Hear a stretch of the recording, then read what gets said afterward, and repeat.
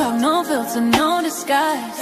Every headline, I'm breaking it live. From the streets to the pressure of up top, we see it all, yeah, we connect the dots. Weekly rain, yeah, we run it down. Truth hit different when it wear a crown. No fluff, no cap, just facts in sight. Welcome to the weekly rain report. Let's get into it tonight.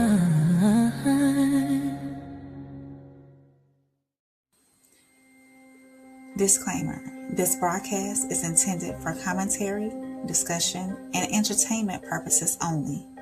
All topics and statements are based on publicly available information, including news reports, social media content, and third-party sources, which may include allegations or unverified claims. The views expressed are opinions and should not be interpreted as confirmed facts. This content is not intended to harm, defame, misrepresent any individual, organization, or entity. Viewer discretion is advised. What's good, YouTube? It's your girl, Soft Rain, and I want to say hey to all my raindrops and welcome back to the Weekly Rain Report, where we break down the headlines, the hard conversations, and of course, hometown stories and the moments that remind us that we're all still human. I am your girl, Soft Rain, and if this is your first time here, welcome to the family. I hope you stay. Make sure you hit that like button, that subscribe button, and put those notifications to all, so every time I go live, you see me, and you're here to join in with me. So tonight, I got a lot to talk about, from stories making national headlines to issues hitting close right here to my home, wellness updates for our everyday lives, and of course, a little soul reset at the end to leave us grounded before we go. So again, before we get started, make sure you hit that like button. Make sure you share this with somebody who you think could use it, and hit that subscribe button so you make sure that you're here every time I go live. And if something speaks to you tonight, don't just watch. Make sure you leave a comment in the comments. I read all my comments for now. So grab your tea, grab your beer, grab your wine, grab your drink some water, and let's get started. So I am going to, let's see who's in here first. Of course, the top security of the world, International Skull. Hey, Skull, welcome in. If you're here, if this is your first time here, drop those umbrellas in the chat. That's how, let me know you're here. Let me know where you're watching from. I like to know where y'all are watching from. That gives me a good idea of like who's catching what I got going on. So Naomi, welcome in. They said, okay, I appreciate you being here. I'm going to get started on my first segment. My first segment is called Radar Investigates. So let's get that rolling.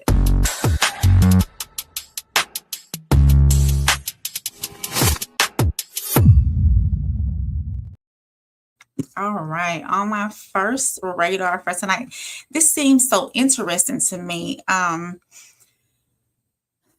It was crazy. We're going to head over there to New Mexico, where what first sounded like a routine emergency call turned into a tragedy that has investigators asking some serious questions. 3 people are now confirmed dead, and more than 20 others, including first responders, were hospitalized after being exposed to what authorities originally called an unknown substance inside of a home in Mountain Air, New Mexico. But here's where it takes a turn. Investigators say that those substances found at the scene included fentanyl, methamphetamine, and something called I'm going to try to say this right, y'all. Parafluorofentanyl.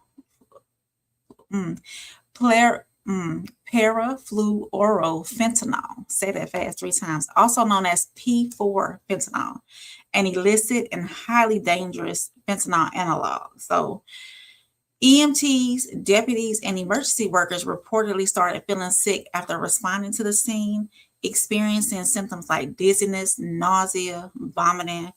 Some had to be decontaminated, and several were hospitalized.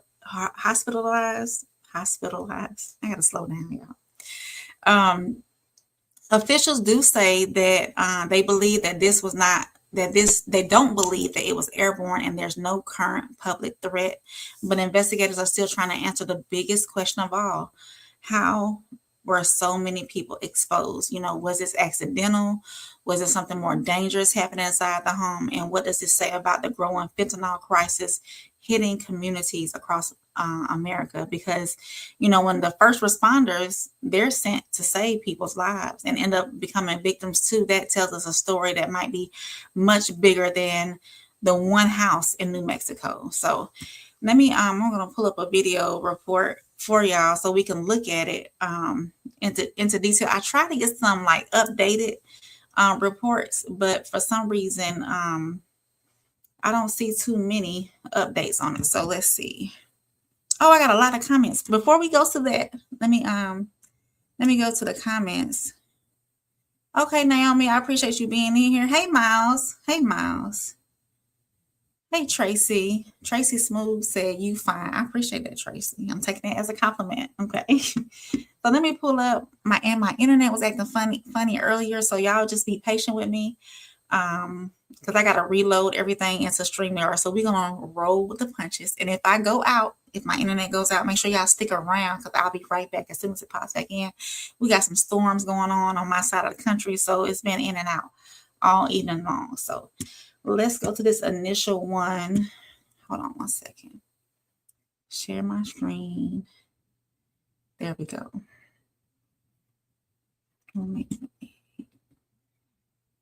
Let me add this. We're going to listen in and see what they have to say. Let's see. Let's play this. Hazmat situation left 3 people dead. Okay, you said you saw. Oh, I wanted to play that a little bit later. Hold on, y'all. Wait a minute. He was a cool dude. Hold on 1 second, y'all. Let me get this out the way. We're gonna come back to him. We have been working to bring you all the latest details on whatever happened inside this house in Mountain Air. I think we just missed it. It's somewhere there. This morning in a situation that escalated very quickly. 3 people are dead, more than 20 others hospitalized. Well, New Mexico State Police now leading this investigation, and they say an unknown substance is to blame, spread by direct contact. Our Chopper 4 was overhead as fire crews and hazmat teams kept a large perimeter around that house. Tonight, we are getting more details straight from the Mountain Air mayor. Here's Emily Faith. This house right here behind me is where 4 people were found unresponsive in Mountain Air Wednesday morning, and it's considered ground zero for a deadly unknown substance. We know that countless people have been exposed as investigators try to put together the puzzle pieces. There were 3 or 4 bodies that were unconscious at a home. And so my first initial thought was carbon monoxide and natural gas. The mayor of Mountain Air, Peter Nieto, says he soon learned an unknown substance was to blame.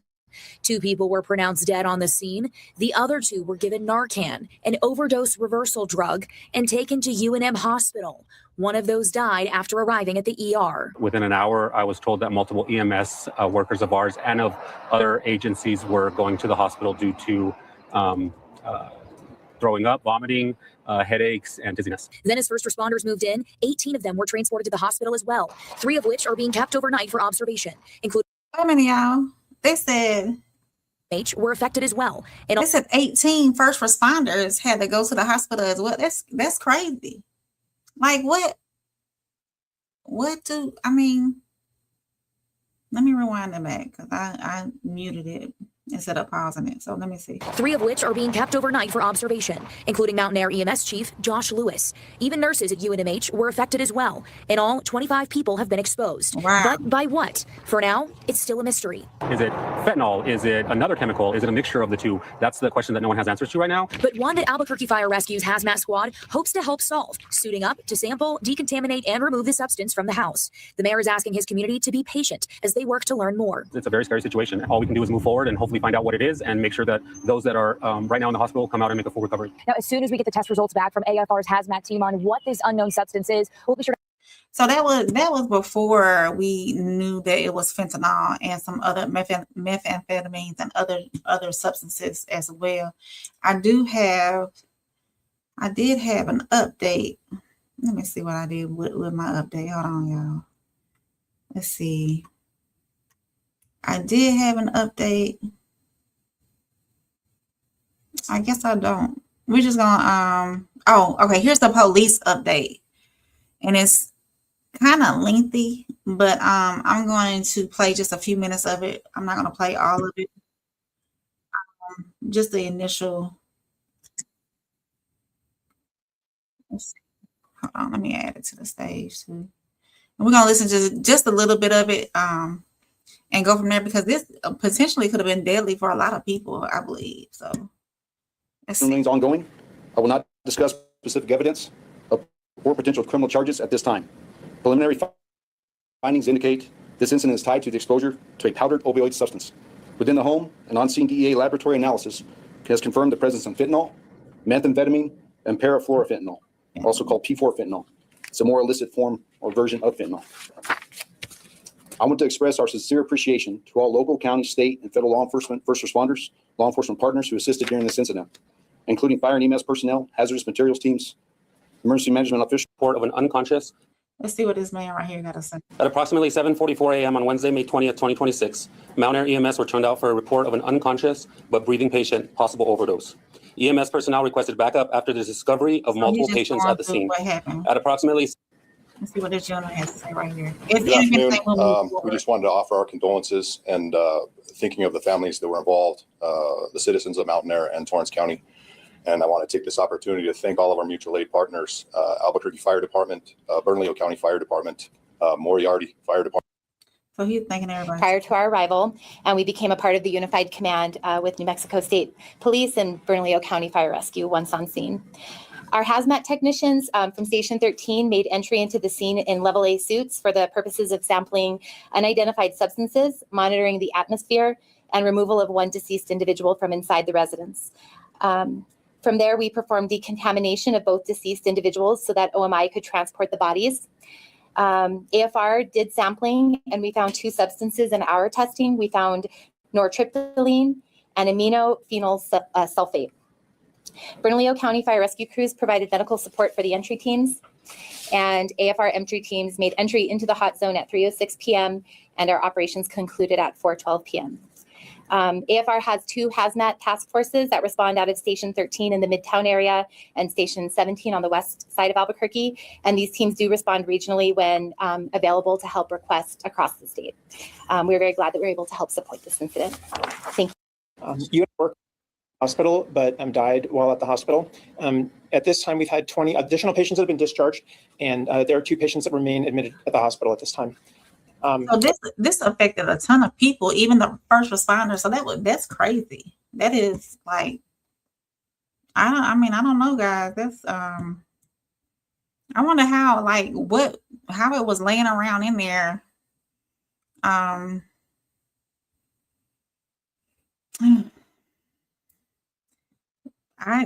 lost for words. You know what? One thing that is stand out, like when emergency responders they came in, they can't even walk into a home safely anymore. It really shows, how dangerous this drug crisis has become. The people running towards the danger ended up being in the hospital too. So I don't know, y'all. This was crazy. I had to find an update for that one, for real, for real. Hey, Souls, welcome in, Souls. I appreciate you being here. And my house had a Mexican trap house. Yeah. They got a little bit more than what they should have gotten off of that. That was crazy. Yeah. So moving on, y'all, I have a new segment called Reality Check. Let me pull this up for y'all. Like I said, I had to reload everything because my internet kept going in and out, and I didn't want to pause for the calls for y'all. So let me pull that up.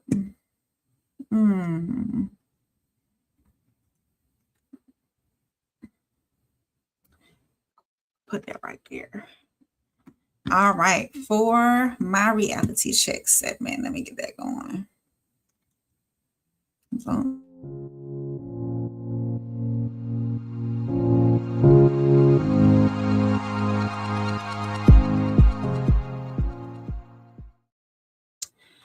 So For today's reality check, we're heading to California, where tens of thousands of families, more like so close to 50,000 residents, have been suddenly forced to leave their homes because of something many people never think about, which is a chemical emergency. So officials in Orange County ordered about 44,000 residents to evacuate after a dangerous situation unfolded at an aerospace facility in Garden Grove. A storage tank holding a chemical called methacrylate, I'm assuming that's what that is, MMA, began overheating and releasing vapors. Now, this isn't just some minor spill. Authorities say that tank has the potential to rupture, leak, or even explode, which is why emergency crews move quickly to clear entire neighborhoods. Families across multiple cities, including Garden Grove, Anaheim, Cypress, Westminster, suddenly had to pack up and leave, not knowing when they'll be able to come back home. Health experts say exposure to this chemical can cause breathing problems, dizziness, nausea, headaches, and eye irritation, especially for children, seniors, and people with respiratory issues. So the bigger question is, how many dangerous facilities exist near everyday neighborhoods that most of us don't even know they're there until something like this goes wrong? So California's governor has now declared a state of emergency while emergency crews work around the clock trying to cool the tank and stop this from becoming something much worse. So let's see what we got on that. And I think, if I'm not mistaken, I have an update on that as well from when I initially got the report together for that. So hold on one second. I'm going to get that pulled up for y'all. We're going to get the initial report, and then we'll do an update. So also, if you are here, before I play this, if you are here, welcome in. If this is your first time here, make sure you hit that like button. Make sure you hit that subscribe button. Turn on the notifications. So every time I go live, you're here with me. So let's listen in to this chemical tank that's got 50,000 people evacuated out in California. Thousands in Orange County, California on edge, fleeing town, now bracing for the worst, as authorities offer a no-win scenario for an unstable, uncontrollable tank filled with hazardous chemicals, saying it will either fail and leak or explode. I cannot emphasize, this is not precautionary. This thing is gonna fail. We don't know when. The latest update, grim. Efforts to cool the tank and buy more time are failing. A team of scientists confirming it's only getting hotter. The temperature was 90 degrees. Yesterday morning, it was 77 degrees when we backed out. It's been averaging about a degree an hour increasing. The source of the problem, a bank of chemical tanks at an aerospace facility, one with a compromised valve containing about 7,000 gallons of methacrylate, a colorless, highly volatile liquid chemical used to make plastics, a known toxin to humans. It can cause a vapor. And my biggest concern is that if that vapor goes into the air and people inhale that, it causes significant damage. 40,000 people now under mandatory evacuation orders. Governor Newsom declaring a state of emergency, making additional shelters available. This is my hometown. And I'm sorry. And I'm worried for everyone. What's the worst case scenario here? Well, that worst case scenario is that fireball, okay, is to have the primary tank blow up, chain reaction blow up the additional tanks, and that's 34,000 gallons of energy release. How worried are you right now? Very. This is serious. This is real. And the company that owns that facility released a statement yesterday saying they sincerely apologize to the community and that they're working with authorities and experts on a possible solution. Hallie? Steve Patterson watching it all. Steve, thank you. Y'all, this is tough. That's crazy that it might blow up. Let me see if I can pull up another video, because that was like one of the initial reports. That I don't know. Continues into Sunday. Okay, let's listen in. Oh, it says this is live. So let's look at this one, because this one's live. Oh yeah, we'll look at this one for a second, and then I'll see if I can give an update. So let me add this one to the stage. So there's the chemical plant right there. Oh, it is live. And this is coming from, I don't know what page this is, y'all. I'll give them credit in the description, but can y'all imagine? Somebody said it was 90 degrees this morning, so it's got to be well over 100 degrees. I know they're trying to keep it cool with water constantly on it. So I don't even know like what would stop something like this. This is so interesting to me. And somebody in the comments talking about the Democratic leadership. Hold on, y'all. That ain't got nothing to do with this chemical stuff that's got going on. Let me I'm gonna find a different video that probably gonna give an update of what's going on. And then I did wanna get this this chemist where she addresses like the health and safety concerns if this were to explode. And they got all these vehicles there. Oh wow. They got RVs. I'm sorry, I'm looking at this without y'all. Hold on. I'm gonna pull this up for y'all. Homes as emergency crews race against the clock to prevent a massive explosion, with shelters overflowing this morning. The Orange County DA is demanding answers, launching an immediate investigation. Good morning. Thanks for joining us. I'm Irene Cruz. And I'm Tim Caputo. Our live team coverage begins with Monica Deonda live at the command post this morning, where firefighters this morning working on a solution that potentially does not involve a catastrophic failure of that chemical tank. Good morning, Monica.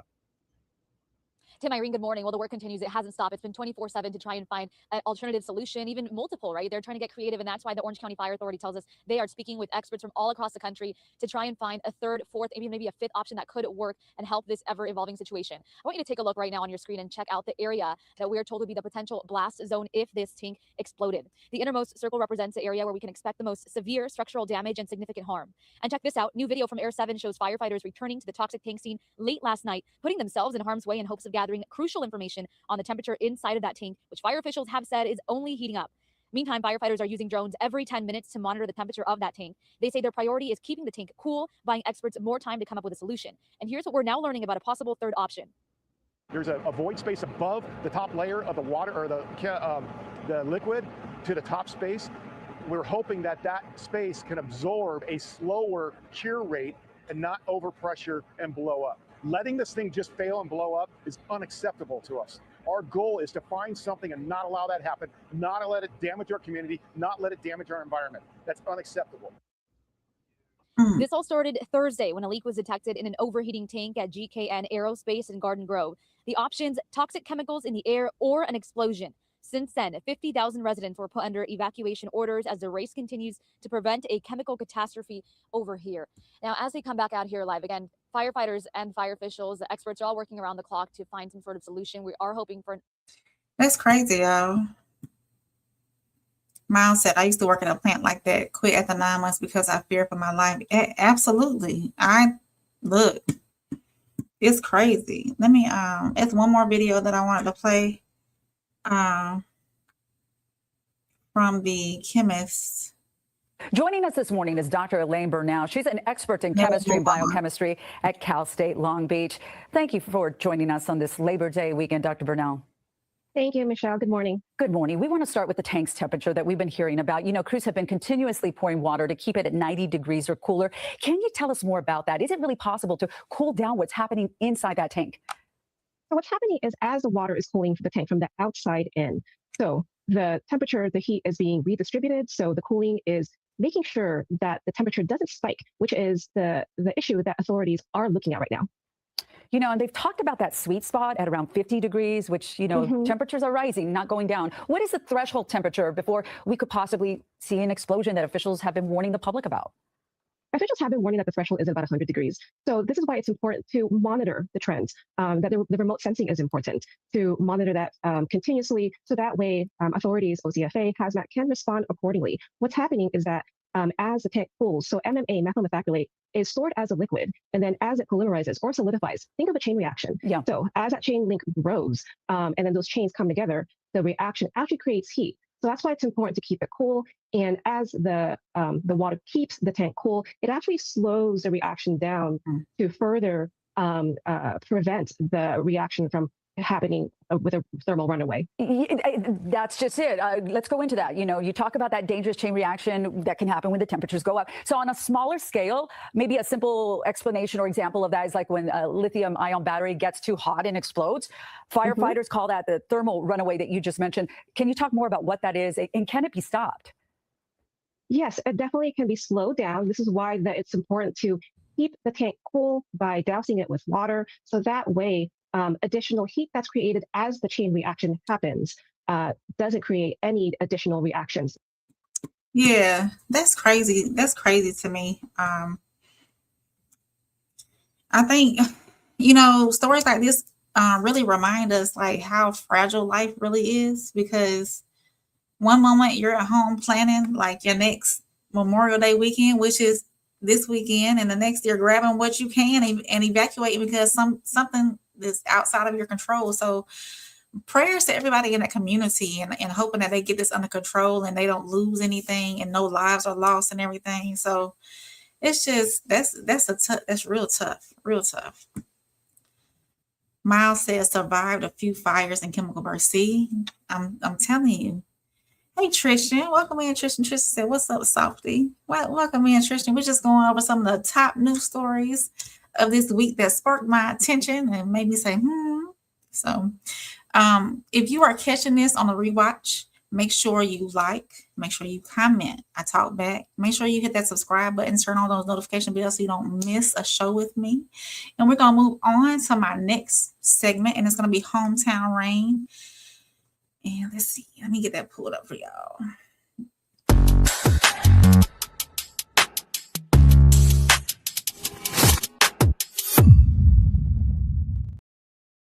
All right, y'all. For tonight's Hometown Rain, we're talking about a case out of Georgia, which is my home state, that is leaving a lot of parents disturbed. And it has me questioning a lot as well, and asking those hard questions about trust that's going on inside of our schools. So a former Georgia teacher is now facing new charges involving alleged improper, and all this is alleged, y'all, and improper relationships with students. And investigators say that this case appears to be much bigger than first believed. According to authorities in Douglas County, a former Alexander High School teacher, Maris Nichols, age 25, was initially arrested after allegations surfaced involving a student. But now investigators say more students have come forward, leading to 11 additional charges in the case.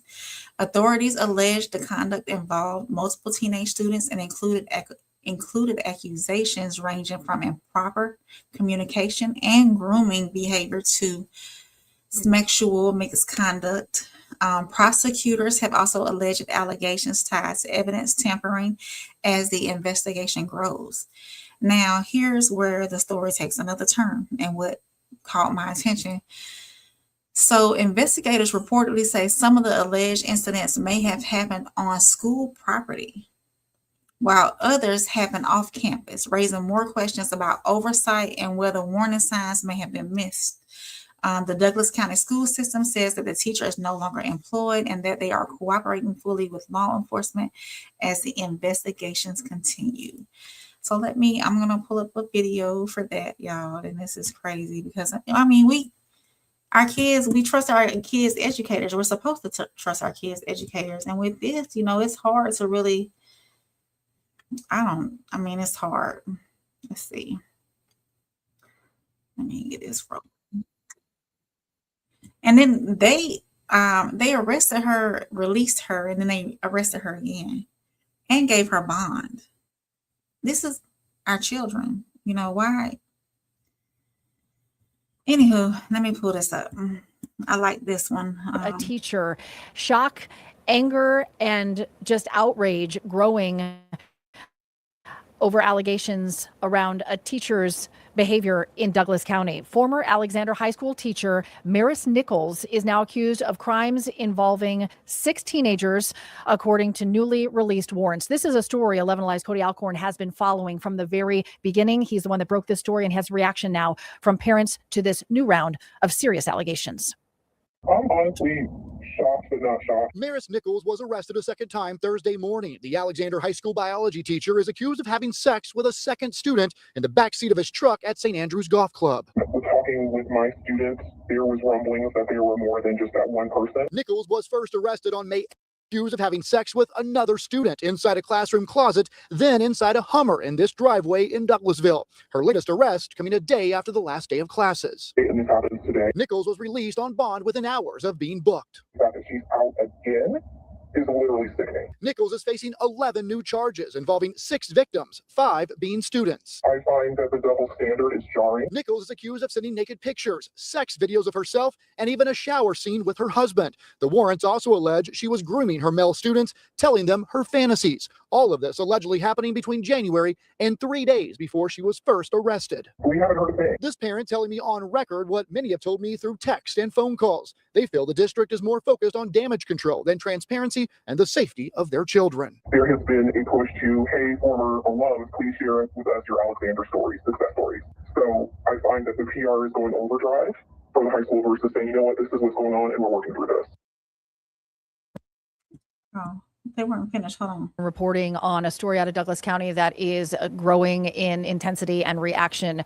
A lot of parents want answers about what was going on, not only inside the classroom, but outside. Again, now expanded to 6 potential young victims, students, and the question about whether there will be more. Cody Alcorn will keep us posted here on the 11 live stream. So, y'all, is this, I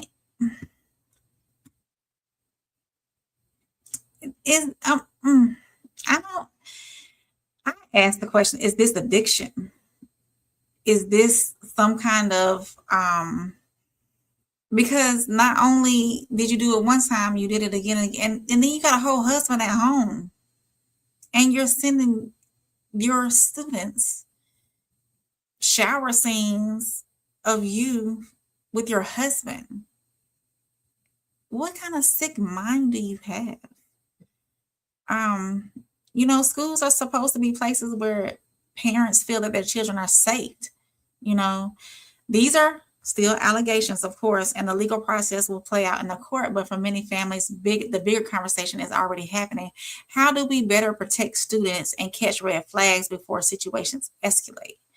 Of course, this case is still developing and we'll continue following it right here on Hometown Rain. So, I mean, that is wild, y'all. It's wild. Tristan said the fact that this is getting way more prevalent in society is a huge problem. Absolutely. You know, getting more prevalent, I don't think that's the case. I think there's more, the light is being shined more because there's more evidence being able to contain more evidence now with cell phones, text messages, emails, and everything else in between. So Miles said, oh, hell no. Tristan said, exactly. She got a whole husband and she doing all right. So what kind of mindset do you have? And that right there makes me question, what was your intentions becoming a teacher?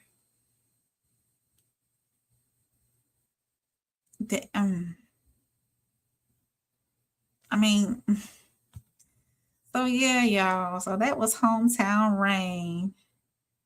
We should all encourage our kids to speak up on this if it happens. Absolutely. At the first sign.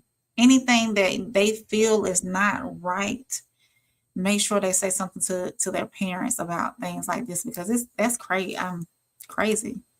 Crazy. And that's why I try to encourage my child, say, hey, mommy can't help you unless you tell me what's going on, unless you tell me what happened, give me details, who said what. I can't do anything for you unless you tell me, be open with me and straightforward with me about what you got going on. So definitely. And of course, I like to end my segments with this. If you are catching this on the rewatch, make sure you like, subscribe, leave a comment, let me know how you feel. And let me know where you're watching from as well, too. Miles says, the thing is, boys aren't on the radar like girls. You're right. I agree with that. But those boys, they got to learn to speak up as well. They got to know what's right and what's wrong. Curiosity is getting the best of them, too, because even if you are older, like that, I think that was a high school, right? So you're coming into that grown adult age, you're moving into it, but they should know right from wrong as well. So some of those, don't get me wrong. I am not blaming the child at all in this at all. We're not blaming the child at all. But what I'm saying is there's right from wrong, and curiosity is getting the best of them as well. So we got to teach our young boys, don't be doing all of that. as well. So it now, like I said, I'm not saying that what the boys are doing are wrong, but they need to be we need to teach them as well, like, look, this is wrong, you should not be doing this, so we're gonna move on to our next segment. What's my next segment? Wellness, my wellness segment, the Wellness Watch.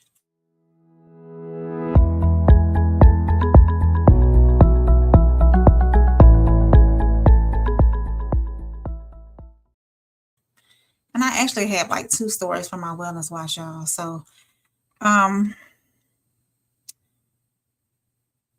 if you have been up under a rock and don't know what's really going on, the Wellness Watch is where we slow things down for a moment and talk about the health stories impacting the world around us. Tonight, we need to talk about something that's quietly been escalating overseas, and that's the growing Ebola crisis in Central Africa. Right now, health officials are closely monitoring an Ebola outbreak spreading through parts of the Democratic Republic of Congo and Uganda. And the situation has become more serious enough that the World Health Organization, the WHO, the WHO, has declared it an international public health emergency. Now, if hearing the word Ebola sounds alarming, it's because historically this virus can be extremely deadly. It spreads through direct contact with bodily fluids from someone who is infected and showing symptoms, not through the air like COVID. Early symptoms can look like the flu, fever, body aches, weakness, vomiting, and severe stomach issues. In more serious cases, internal and external bleeding can happen. What makes this outbreak different this time is that experts say that this is a rare strain called Bundibugyo Ebola. And unlike some previous outbreaks, there is no approved vaccine currently available for this version of the virus. Health teams are racing to contain it through contract tracing and treatment centers and travel screening. Here's an update. So I tried to get updates before I came on live. As of this week, hundreds of suspected cases have been reported, with deaths continuing to rise in affected regions. Officials say crowded hospitals, regional conflict, and misinformation are making containment more difficult. Here in the U.S., the CDC says the risk to the general public remains very low, but enhanced airport screenings have been expanded for travelers arriving from impacted areas. So let me, and then I will say, and doing my research on this as well, there have been some conflict over there in the Republic of Congo and Uganda. They are burning down these tents that are doing the Ebola screening, because unfortunately, after their loved ones have been deceased, have died, they're not releasing their bodies right away. And so the people are mad that they're not releasing their bodies, and they are burning down these tents, these treatment centers for these people. So let me pull up the latest details on that, and then we'll move on. I got one more thing as well for this segment that seems put your radar up. So let's see. Oh, that's loud, y'all. Let me add this. The Ebola outbreak in Central Africa. 3 Red Cross volunteers now among the newly reported cases. And with the World Cup less than 3 weeks away, what health officials here in the U.S. are doing to screen travelers from overseas. Here's ABC's Marcus Moore. Tonight, as a deadly Ebola outbreak ravages parts of the Congo, the International Red Cross says 3 of its volunteers are among the new reported cases. The agency says they were infected in March, weeks before the latest outbreak was discovered, and they are among the first known cases. Now, there are nearly 750 suspected cases in the Democratic Republic of the Congo, including 176 deaths, and a number of infections reported in neighboring Uganda, including a death. As they try to stop the spread of the virus, health officials are facing numerous challenges in the region. We are operating in a very complex environment, and the main challenges include community fears, misinformation, and rumors. The another challenge is that the population movement between health zones. That misinformation part of the growing anger and frustration among the public. Last week, friends of some of the outbreak's victims setting a medical tent ablaze in the eastern part of the country, according to doctors there. A second medical tent set on fire last night, according to health officials. The Associated Press reporting at least 18 people with suspected Ebola ran from those tents where they were receiving treatment. It comes as health officials implement new measures to prevent the spread of the virus in the U.S. U.S. citizens who've been to impacted countries in the region are now funneled to airports in Virginia and Atlanta for temperature checks and health screenings. No foreign visitors from the region are allowed, including U.S. green card holders. Our number one thing has to be, we can't have it affect the United States. We can't have Ebola cases coming here.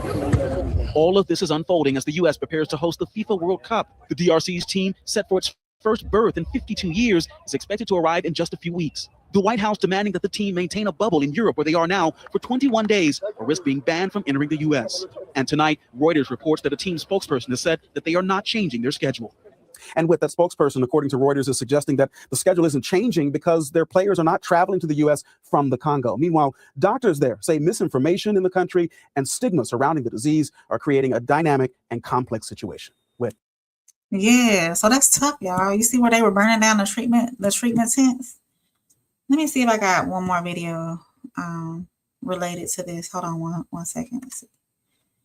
I thought I did, but I might not. I be adding so many videos to this, y'all. I don't know if they'll copyright me on that one though. Hold on, let me see.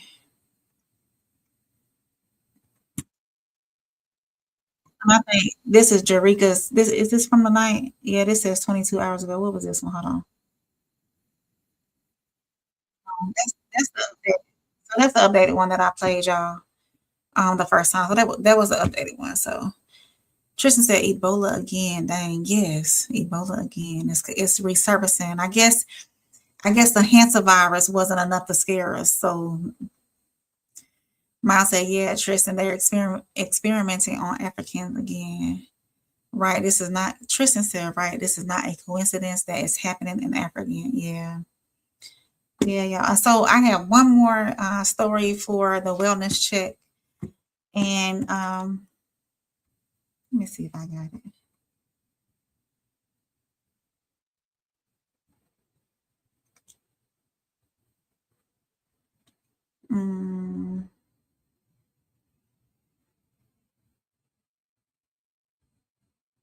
Where did it go?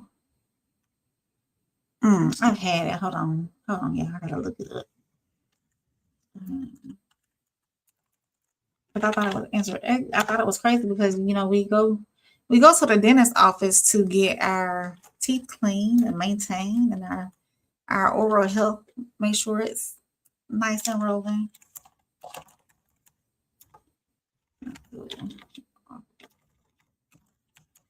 And when I ran across this, there it goes right there. There we go. Let me run this back and pause it. Hold on. So we're going to listen to this. Actually, let me tell y'all about it first. Hold on. So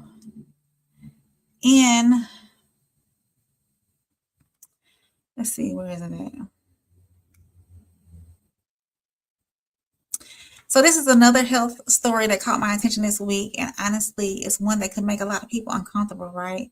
So health officials in Philadelphia are urging hundreds of patients to get tested for HIV and hepatitis after investigators say a dental clinic may have exposed patients to a contaminated equipment and unsafe sanitation practices. Officials say concern centers around a clinic called Smiles at Rittenhouse Square, where allegations include improper sterilization and the possible reuse of medical supplies intended for single use. Now, officials stress that the risk is believed to be low, and there are currently no confirmed HIV cases linked to the office. But because blood-borne illnesses can take time to show up, we all know that, patients who visited over the last year are being encouraged to get tested out of caution. What y'all think about that? Let's pull this up, and we're gonna listen in on what they got to say. To the dentist recently now have to worry about whether they were exposed to HIV and hepatitis. The health department says the possible exposure was at Smiles at Rittenhouse Can y'all Square hear in that? Center City. Oh. And tonight, the practice is closed and patients are being urged to get tested.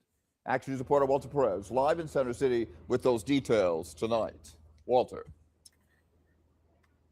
And Rick, health officials are contacting patients from Smiles at Rittenhouse Square who went to the clinic between April of last year until the present day. The reason is what health officials are describing as possible exposure to serious illnesses and viruses, including, as you mentioned, HIV. The investigation is ongoing, but Dr. Kirti Chopra's license to practice dentistry has already been suspended temporarily, and her practice, Smiles at Rittenhouse Square, has been shut down. And it all started after the state health department contacted the Philadelphia Department of Public Health. They had received a complaint about this dentist and conducted an investigation.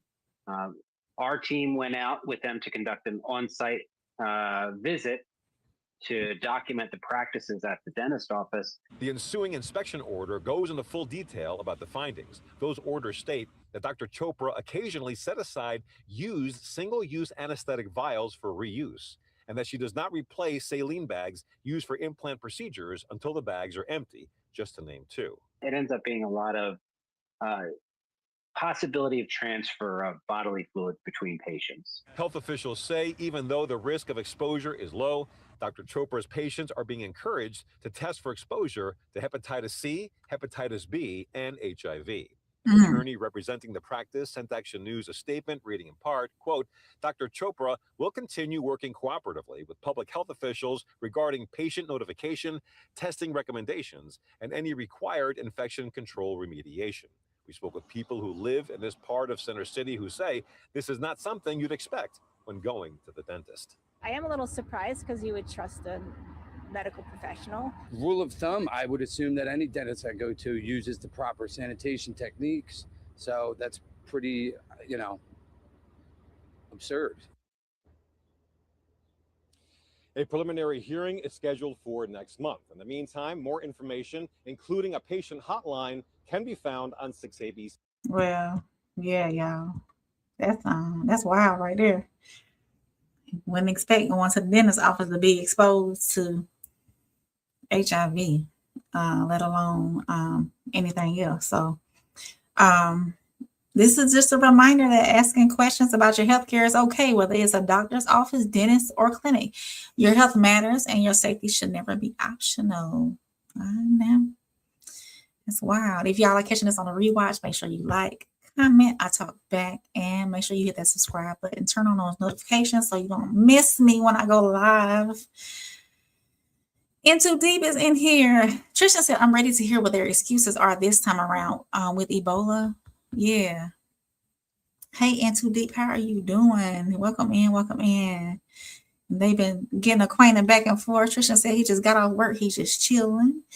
In Too Deep in here, putting in work already. Yes, y'all, I have. I am not fully monetized yet. I'm not monetized yet at all. I'm working towards that. So make sure you hit that subscribe button. I do have my Cash App open as well if you would like to donate to make sure that I keep bringing you this great content.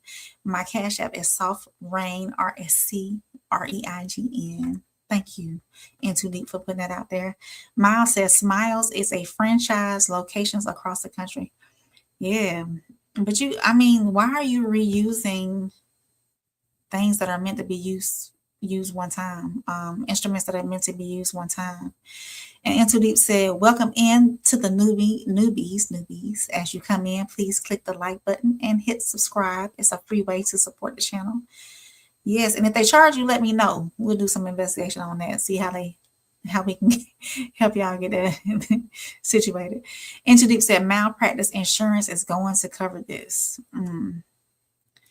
Miles said that's insane. Were they sharing toothbrushes? No, they were sharing or they were reusing medical instruments that were meant to be used only one time. That's what was happening. Tristan said, imagine going to the dentist to improve your smile and you leave with a whole STD. Hey, Tez. Welcome in, Tez. I appreciate you being here.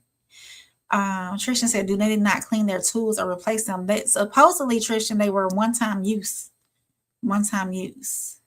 Ted said, yes, let's get rain money. Yes, listen, we made it over to 200 mark on the subscribers. I have 208, 206, something like that. So I appreciate everybody that's been here from the ground up since I've been building this.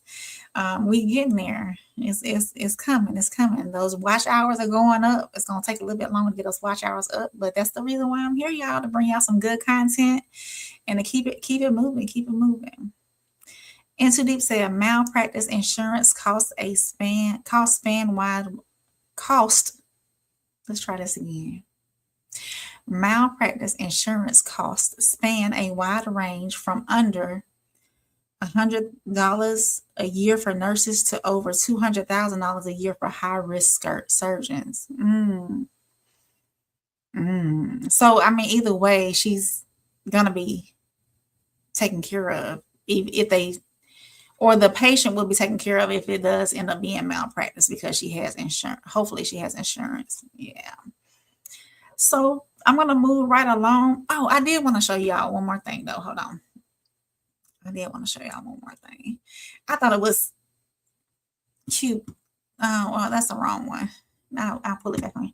I wanted to play this one video because I love the way he was just explaining what happened in this accident. And I had it pulled up earlier, but I want to do it again. It was great watching this crossing guard. It made me chuckle. And as we move into the solar reset, I just wanted to go ahead and lighten the mood because what we had today was heavy between the unknown substance out in New Mexico, the hazmat situation, the Ebola, the Orange County authorities having 50,000 residents evacuate out there in New Mexico, the Georgia teacher and the things that she has going on. So before we move on to solar reset, I want to play this video because I thought it's not hilarious. I just think it's cute the way he explains what happened with this accident that he saw firsthand. So let me get this up. It seems like he's a genuine soul, and I like running across people that's like that, just genuine souls. Let me I'm gonna pull this up, share this tab. Yeah, let's watch it, y'all. Let's enjoy it together, and let's listen in on his account of what happened with this accident. Let's see. Let me play it. You saw this. Yeah. How did you come to be in that spot? I'm the crossing guard on 55th and King Session. And I tell you, he ran the light, T-boned the lady. I'm bobbing and weaving. I'm just thankful to be alive right now. Thank you, Jesus. What did it sound like? Bam! No, not to be funny. I swear, not to be funny. It happened that fast. And luckily, I'm alive. Do you know what time of day? I had to pull a plane out there? It was out there. They were in there. I had to pull a kid out. No, I had to pull, what's the name, nephew out. What? Mm-hmm. No, what's the name, nephew? Yes. So there were kids in. Yes. So describe this for me. You hear the bang. Bang. I don't know which way to go because he ends up in the schoolyard. Luckily, I wasn't on the corner. I'm in the shade slightly because it's an 82-degree day today. And then what? Crazy. My adrenaline is still running. I'm just thankful to be alive. So you see this car on its side. Kids are screaming. What's going on? I run Sheeple, then I grab a kid out because he's stuck frantic and pull him out. Ain't nobody in there. Guys in there. He's trapped in there. Then I run out, get myself together because my heart is boom, boom, boom, boom, boom. No doubt. Crazy. And you grabbed the kid. Pulled him up out of there. How was the kid? What He was shaking up, but I pulled him up out of there. Was he like under a piece of playground equipment? Yeah, right up under there. Wow. No, I'm being honest. No, I believe you. So tell me about this car. Did you see what happened to her? Do a 360. I didn't know which way to go. Luckily I wasn't right there on the corner. I would have been trapped in the madness if you zoom in. I'm being honest. What's going through your head? Thank you, Jesus. That's what's going through my mind. Thank you, Jesus. Being honest. Thank you, Mr. Softy. Yeah, y'all. That was a genuine soul. Let me see if this was like 2 weeks ago out in Philadelphia. It says Jamil Ransom, that's his name. He's a crossing guard in Philadelphia. In King Sessing neighborhood. Kingston neighborhood. He witnessed a suspect in a stolen utility truck crash into another vehicle and then overturn in the playground of I'm gonna say an elementary school back on Tuesday, May the 5th. The suspect was later identified as 18-year-old Robert Littlepage of Douglasville, Georgia. Wow, full circle, Georgia. Was captured by police. No serious injuries were reported while eating ice cream. Ransom described the crash in an interview with NBC 10 that quickly went viral. And here's the full interview. So yeah, I thought that was, you could tell that he has a genuine soul. The way he explained what was going on. Tristan said, hey, 111 in the building. Yeah, Ted, the Ted's down is here. Ted said, hit that share button, y'all. And yes, please do that. Hey, Classic, welcome in, Classic. I appreciate you being here. It was good seeing you back on live. You have been missed. And Too Deep said, yes. Tristan said, that boy said, keep your head on a swivel. And he did. Miles is laughing. And Into Deep said, no, not ice cream. I wonder what kind it was because it looked like he was enjoying it for real. Trisha said, hilarious-ish. And he said, crushing that call. Protect this brother at all costs. Yes, because he's going to give all the details. And I just felt that it was, he had a true, genuine spirit. So yeah. So moving on. So my last segment, y'all, my soul reset segment. I've had a good time with y'all tonight.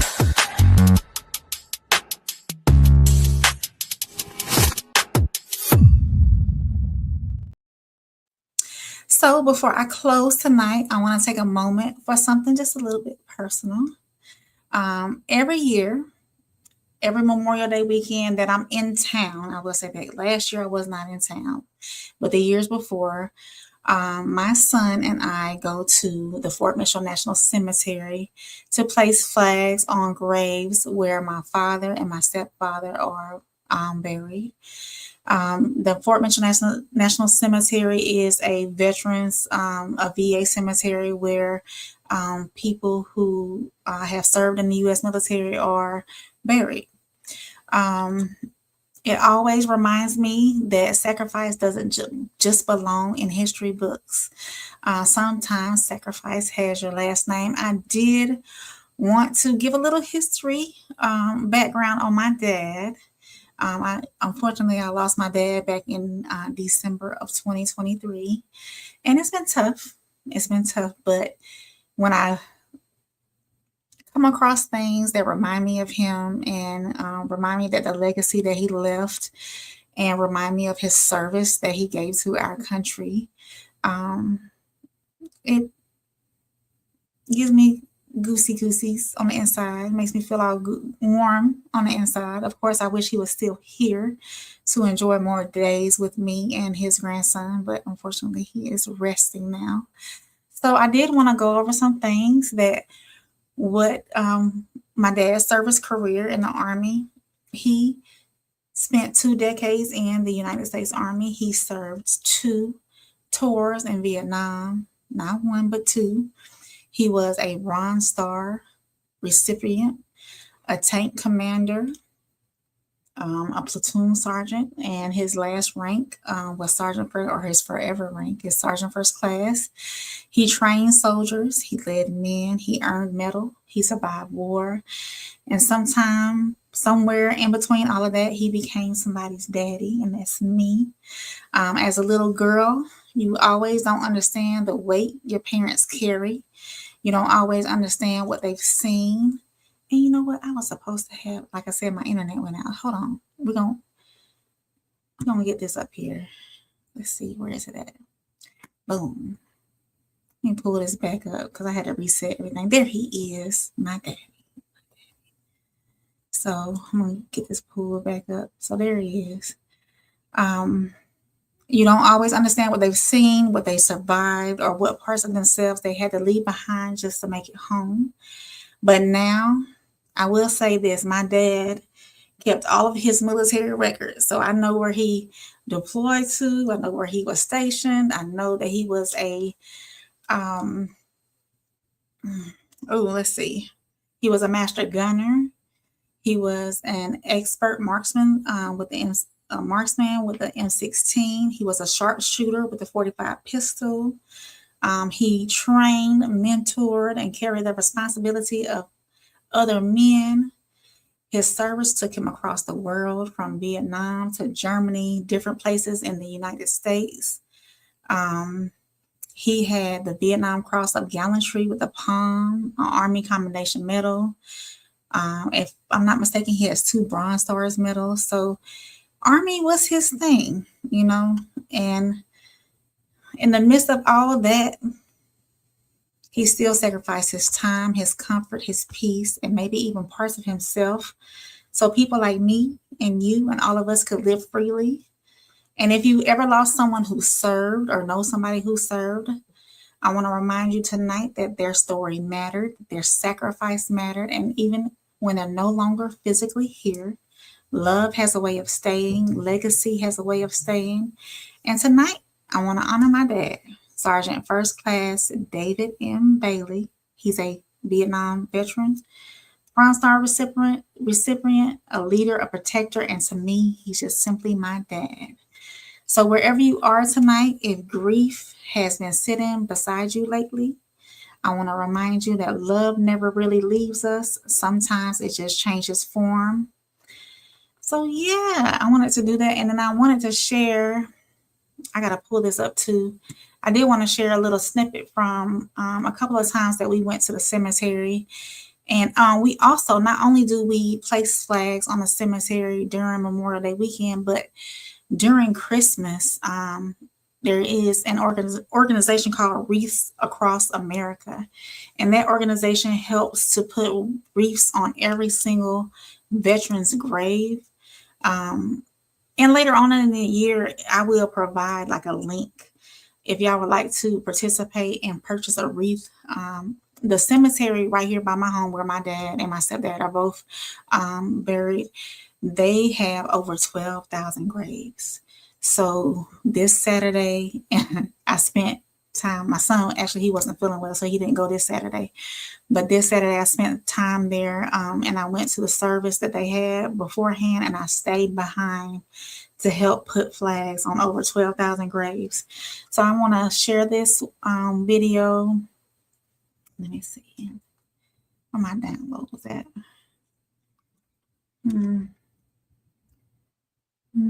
I had it all pulled up, y'all. So be patient with me. Hold on one second. And then my internet went out, so it cleared out my StreamYard. Let's see. Is this one it? Yeah, I'll play this one. Let's see. This one. No, not that one. Where'd you go, y'all? Here it is. I'll play this one. Uh-oh. Let's turn it down. Let's see. Download this.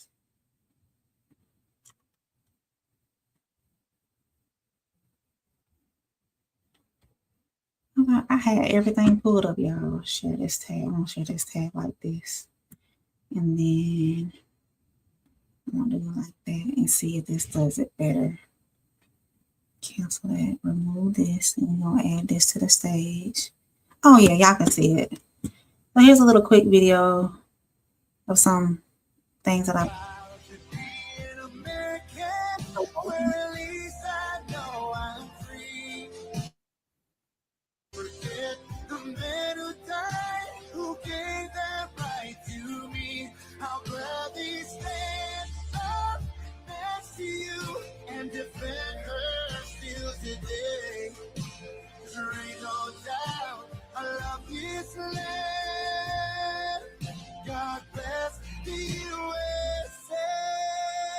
yeah.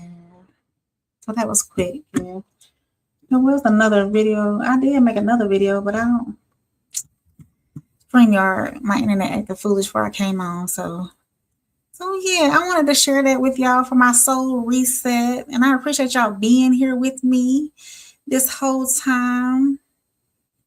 And like I said, if y'all have stuck with me this whole time, I really appreciate it. And the new people that's been in here, make sure you subscribe, make sure you like, make sure you share it. I come here every Sunday about 7 p.m. with news topics that I feel are important or caught my attention. I'm gonna go through some of these comments and then I'm gonna get up out of here.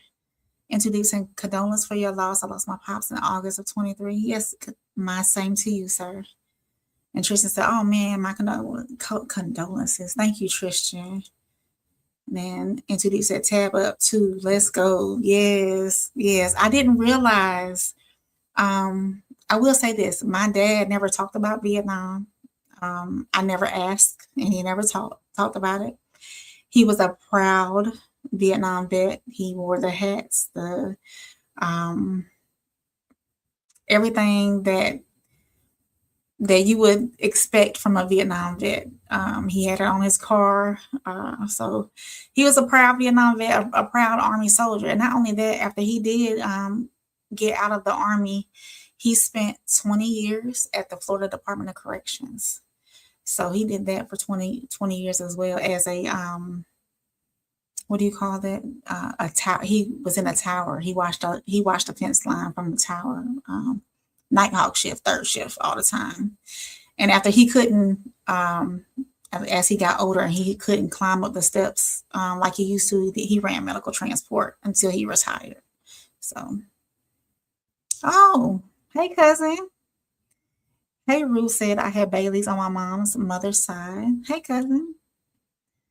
Miles said real man right there. Absolutely. Great man. Great friend, gentle soul. I wish he was still here. Hey, Ruth said greetings, all friend in chat. Thank you for coming in. Hey, Ruth said salute to your dads. Thank you, sir. Uncle Plug TV, welcome in, Uncle Plug. And Too Deep said, of course, please click on the notification bell so you don't miss future lives. It's free, FREE. The classic code said, yo, Pops was a real game member. Vietnam was no joke for them. Yeah, and he did two tours. And Too Deep said, please click on the notification bell. Oh, he did it on the other side. Foreign Legion, I bet too. I'm assuming. But yeah, thank y'all for stopping in with me tonight. Like I said, I go over on Sunday nights, I go over stories that happen during the week that I think that are important, are informative, and maybe things you didn't know what was going on. I can bring them to you as well. So Plug said, I've been here just cleaning the garage listening. Thank you, Plug. I appreciate it. Did you get done? Also, while y'all are here, make sure you tap into all of the RSC, the Raw Society Coalition. I am Soft Rain, the First Lady, and the Raw Society Coalition consists of myself. You saw him in the chat, Uncle Plug, just now. You saw him in the chat, Classic Codes. You saw him in the chat. Let me scroll up. Where are you at, Tez? Tez was in here somewhere. The Tez down, Tez. Where you at, Tez? I wanted to put your name back. There we go. The Tez down was in here.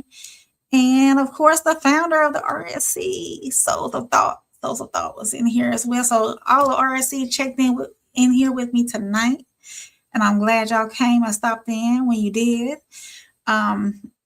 If you are not familiar with RSC, go over to the Raw Society Coalition page, and you can click on the links tab, and it'll show all of our pages, the links to all of our pages. We bring you content just about live content. We bring you content 7 days a week, but live content just about 7 days a week.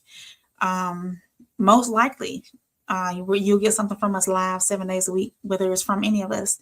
Souls and Plug, they have a great sports shows on Sunday.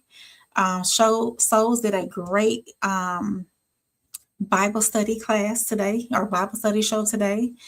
You can check that out on his page. They also are doing Sunday service, him and Classic Codes usually, and Plug will sometimes come in as a guest on Sunday service on the Raw Society page. Plug has story time on Sundays and his algorithm show. Plugged into the dough tomorrow night, 7 o'clock, 7 o'clock Central, I'm assuming, Plug. With Doe and Plug. They have a great show on Monday nights. Also, you can catch me live with Souls and Uncle Plug on Monday and Tuesday nights for the No Middleman panel. Classic, he's normally live on Monday, 10 days a week. Classic. He does an afternoon show. Tez does a midday show, and he does have nightcap. If I'm leaving anything out, y'all let me know. I'm trying to remember everything. I am bringing back the hotline this Thursday, possibly. What else do I have? Do I have any more videos I can play on here? No, I don't have nothing loaded on this one. I just have my show stuff on here. Oh man. Yeah, same soil, different roots with me and Souls. We did it this past Thursday. It was a great show. Oh, the human experience with Classic and Tez. They do a great show, The Human Experience with Classic and Tez. And of course, we do have merch. The Raw Society Coalition has merch, and it's 10% off. So y'all go in there and get you some merch. Yeah. Oh, and Too Deep put everybody in here. So let's see. We're gonna run it down. Uncle Plug is trying to get over the 4,000 hour mark for his watch hours. So please go over to his page, put it in a playlist, and just hit play. And let's get his watch hours up so he can be monetized. So then we're trying to get Uncle Plug monetized. I'm trying to get monetized, and Tez is trying to get monetized. Classic and Souls are monetized already. So we're doing that. And then Classic Code Sports. Classic has 4 different pages. You got the Classic Codes, you got Classic Code Sports, you have Classic Codes Rewind, and Classic Codes Clips. So y'all go over to his page and subscribe to all of his pages. Yeah, so there's Tez's page. Y'all can hit up Tez. And Uncle Plug said the whole chat got wrenches outside of tread safely. Her brother's some shooters. Yes. I appreciate y'all too. Y'all have me covered, and I appreciate y'all. There's Souls page. Plug, don't miss Plug and Souls from RSC 1181. Yeah, their sports show is 1181s on Sundays at 2:00. So make sure y'all check in with that. There's Souls, and then there's the RSC page. We're trying to get up to 500 on the RSC page too. I think we're at like 333 or 335 or something like that. We got to start, fellas. We got to start putting content on the RSC page. I know life has been life, but we got to, we'll talk about that. And of course, if you like what you're watching and you want to donate to the cause, the Glamour Fund, the Sea Breezy Fund, my Cash App is always open. Soft Rain RSC. Y'all can hit me up on there and leave a donation so I can keep bringing y'all great content. Yeah, there we go. Classic Code Sports. Yeah, so I think I ran through everybody. I appreciate y'all being here. Y'all spending y'all afternoon with me. It is Memorial Day weekend, and let's not forget what Memorial Day is to honor and pay tribute to the people who had passed. A lot of people get Memorial Day, Veterans Day, Armed Forces Day, all of that confused sometimes. So as a matter of fact, let's hash that out before I get off. So Memorial Day is what I just said. Pay tribute to people who have passed. Memorial Day, okay? Armed Forces Day is for people who are here, who are currently in the armed forces. Veterans Day is for our veterans, people who have been in the armed forces and are out and are veterans of the armed forces. So make sure y'all get that straight. A lot of people get things mixed up with those 3 days. So, but yeah, if you have lost a loved one, whether they're in the Army or not, or military or not, use Memorial Day weekend as a weekend to celebrate them in their life. and whatnot. So even whoever they may be, if they're no longer here with us, so celebrate them in that way on Memorial Day weekend. Think of everyone, not just our veterans as well. So thank y'all for joining me. Of course, make sure y'all check in tomorrow night on Soul's page so we can, No Middleman has some great topics going on tomorrow night. I got to figure out a topic for Thursday. I do want to bring the hotline back. I want to restructure it a little bit. I'll work on that this week as far as getting the hotline back open so y'all can call me and we can talk. So just like that, my rain drops. This wraps up this week's weekly rain report. We covered a lot tonight. The headlines making noise, the stories impacting our communities, and the wellness conversations we need to be having, and hopefully a little bit something for your soul. And tonight, if tonight's report informed you, encouraged you, or gave you something to think about, make sure you hit that like button. Make sure you subscribe and share this video with someone who needs to be a part of the conversation. Of course, I'm trying to build a community over here, one rooted in truth, perspective, and real impact. And don't forget, I want to hear from you. So if you are catching this on the rewatch, make sure you drop your thoughts in the comments. Which story stood out to you the most this week? Tell me how you feel about it. So until next time, make sure you take care of your heart, protect your peace, stay informed, and remember the headlines may change, but how we show up for one another still matters. I am Rain, and this has been your weekly rain report. So good night. Thank y'all for stopping in, and I'll see y'all tomorrow night on No Middleman.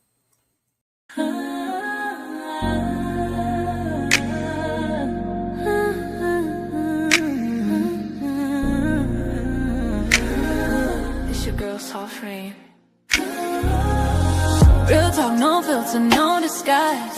Every headline, I'm breaking it live. From the streets to the pressure up top. We see it all, yeah, we connect the dots. Weekly rain, yeah, we run it down. Truth hit different when it wear a crown. No fluff, no cap, just facts in sight. Welcome to the weekly rain report. Let's get into it tonight.